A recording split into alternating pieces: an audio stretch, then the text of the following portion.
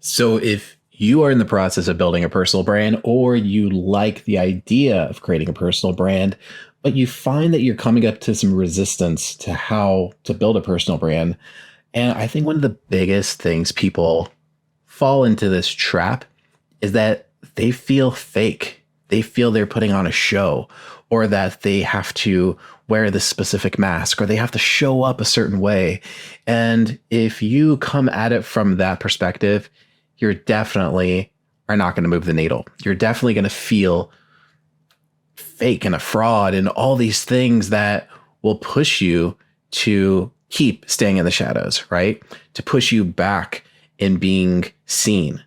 So I'm going to share with you some personal ways that I have worked through.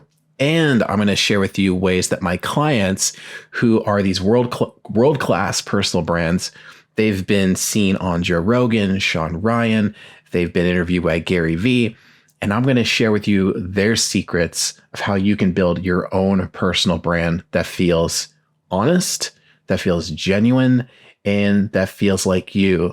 All right. So I got a list of things I want to cover. So let me refer to my list. So the first thing you want to do is you want to make sure that you're not comparing yourself to anyone else. All right. We call this the comparison trap. Now, what usually happens is we want to mimic, we are inspired, we want to copy in a way what others are doing. And, you know, when I first started drawing, when I first started doing art, that's how you learn. You copy people, right? I copy comic books. I would look at pictures. I would even trace. And that gets you good to a certain point. And just the same way with building your personal brand, you might copy someone. You might look at their content and be like, hey, that's a really good idea. I'm going to do my version of that. That's totally cool. But what ends up happening with a lot of people is they don't go beyond that because they feel like, well, if that's working for them, that must work for me, right? And that's where people kind of flounder. So the more that you compare yourself, the more that you feel like what they're doing is what I have to be doing, that's going to create some more resistance, right? Because what's happening is you're comparing your chapter 1 with their chapter 12. And you have to go along the journey just as they did. You have to go one step at a time. You have to fall, you have to fumble, and you have to pick yourself back up, learn from your mistakes, keep moving forward. Now, I'm not saying don't get inspired. Inspiration is important, but just don't rely heavily on everything that they're doing because you're just not going to be in a good place. All right. So that's number one. The second thing is, this is really important, is you have to take a clear stand. All right. You have to make sure people know what you're about. What do you believe in? What do you stand for? If you were to draw a line in the sand, what would it be about? Right. This is where you are differentiating yourself. This is called positioning, where you're positioning yourself against everyone else. So you help you get clear on what is it that you believe in. How do you see the world? And let's look into the keyhole of your life. I mean, that's what all of this is about. So people can see through your perspective, see how you view the world. You know, is it through a lens of curiosity and wonder? Is it through a lens of being inquisitive and wanting to understand? Is it through the lens of, you know, being concerned and being, in a way, vigilant? Okay. So all these different ways of how you view the world is a great way for people to understand what you're about, and it reflects their values. So if you're not clear about what you're taking a stand for, what I suggest is getting clear as far as, you know, what's important to you, who's inspired you, what moments got you to where you are now, and where do you want to see the future? Like, where do you want to see people going, you know, as a collective or your community? Like, what's that future vision, right? And that North Star is really important because you want to have a goal that feels, in a way, scary, but that you feel like, okay, I think one day I could get there. You don't want it to be too easy. You don't want it to be like a complete moonshot. Think of it as an attainable moonshot, like something that feels pretty far out there.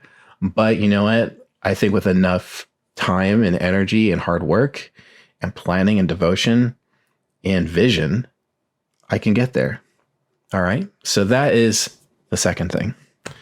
Number 3, perfectionism.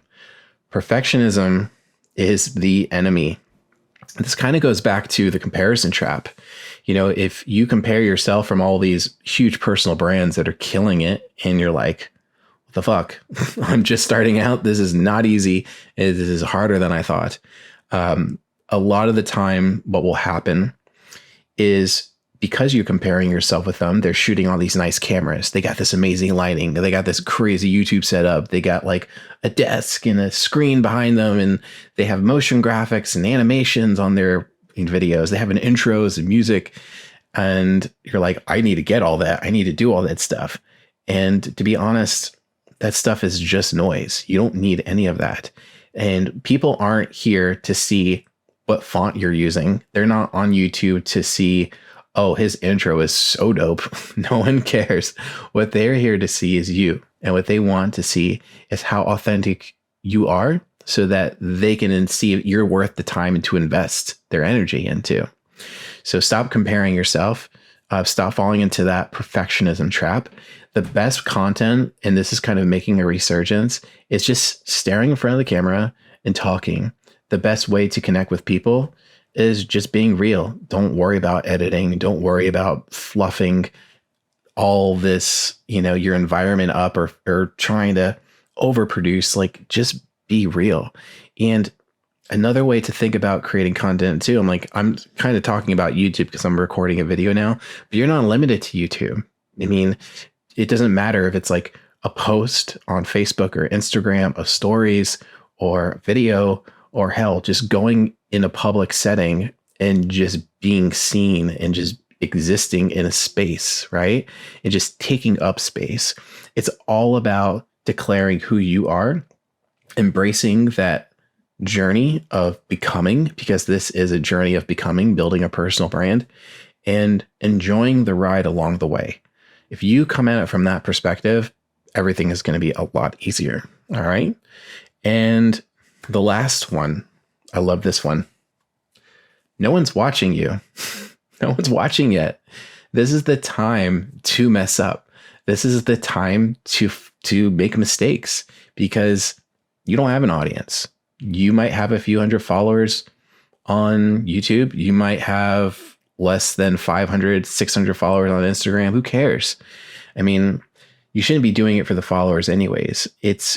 You have to make sure that your internal drive is bigger than getting eyes, right? You have to make sure that you have a message and that you have something that's going to help someone, that's going to help a group of people. And that could be your story. That could be some insight. It could be some information that you came across. But ultimately, you have to come at it from a mind of service. And when you come at it from that mind of service, then it doesn't matter about the viewers. It doesn't matter if someone doesn't like your content or they leave an awful comment, like whatever. And because you're at this beginning phase, this is the time where you're finding your voice, and you're not going to find your voice by not speaking and not saying anything. You can strategize, you can journal, you can plan, you can do all these things, you can practice, but until you actually are doing the thing, it doesn't matter. All those things are helpful to a point, and then it becomes procrastination. So planning the thing, writing up the process for the thing, sitting and wondering, when are you going to start the thing? Those are all things that are just going to help. Not help, actually. Those are all things that's just not going to help you. So those are the biggest things I just want to leave you with. And the reason why I'm bringing this up is because I'm going through the same process too. These are things that not only I feel like people need to hear, but it's stuff that I need to hear, because this is a thing that is real within all of us. This is a journey, and everyone is experiencing this at some level. Even if you've been creating content for years.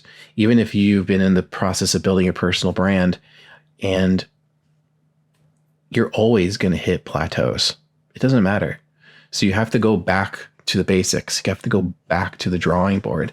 And the way you do that is by asking yourself these deeper questions, understanding what is your motivation? What is your why? Who needs me most? And how do I serve them best? If you lead with that, then you will not feel fake. I guarantee it. You would not feel like a used car salesman or a lame influencer who only posts highlight reels. That's the crux. So I think that's it. So appreciate you guys being here with me. Thank you for sticking this out. And I really enjoy this free kind of flow content. So I'm not going to do any animations. I'm not going to do any logo intros. This is it. So if you like this kind of content, just straight to the point without any fluff, then make sure you make sure you subscribe.